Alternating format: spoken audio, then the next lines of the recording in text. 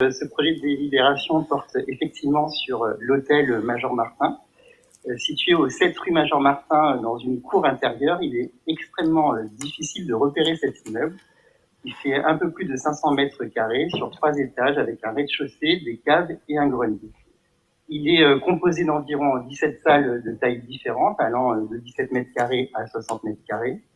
Une toute petite plaque sur le portail avec les armoiries de la ville montre ainsi qu'il appartient à la ville de Lyon.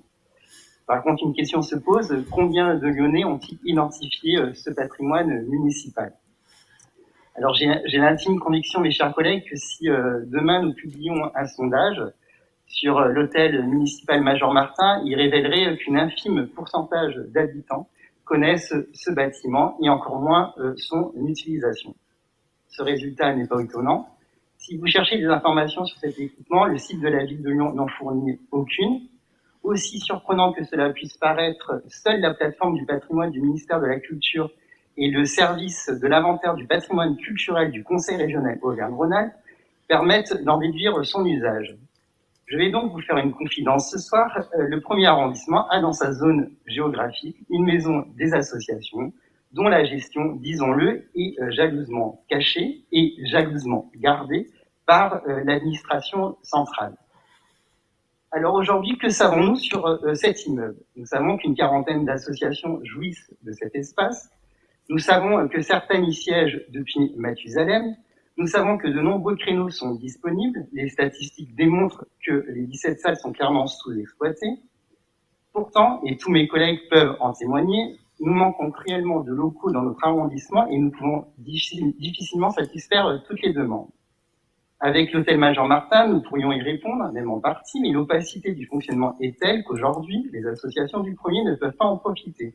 Les conditions d'admission obscures, les procédures de réservation nébuleuses, le règlement d'usage abscons. Et voilà, nous héritons d'un passé. Un passé que notre collègue Sylvain Godino, adjoint au maire de Lyon, délégué à la transition écologique et au patrimoine, essaye de faire évoluer sans brusquer les habitudes, sans brusquer les pratiques, sans brusquer les privilèges. Nous héritons aussi d'un passé en matière de coûts de location pour les usagers du lieu. La dernière actualisation des tarifs date de janvier 2017.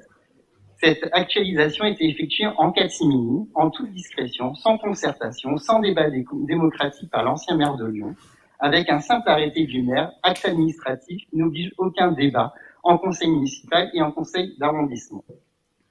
Aujourd'hui, contrairement aux pratiques de l'ancienne majorité, nous sommes consultés, et je tiens à le saluer et à remercier encore une fois Monsieur Godino. Ceci représente pour nous une marque de transparence. Alors, avec ce projet de délibération, nous allons nous prononcer sur l'évolution de la tarification qui prévoit une hausse de 15% par rapport à 2017.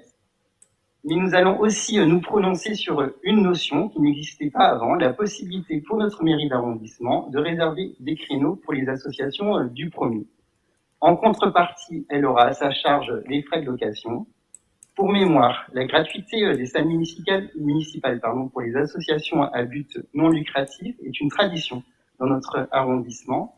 L'ensemble des élus de notre conseil d'arrondissement, comme j'ai déjà pu le rappeler et l'exprimer lors du CA du 10 mars 2021, restent très attachés à ce principe et j'en suis particulièrement fier. Cette délibération aura donc quelques petites conséquences sur le budget de notre arrondissement. Elle engendrera un coût certain pour la mairie.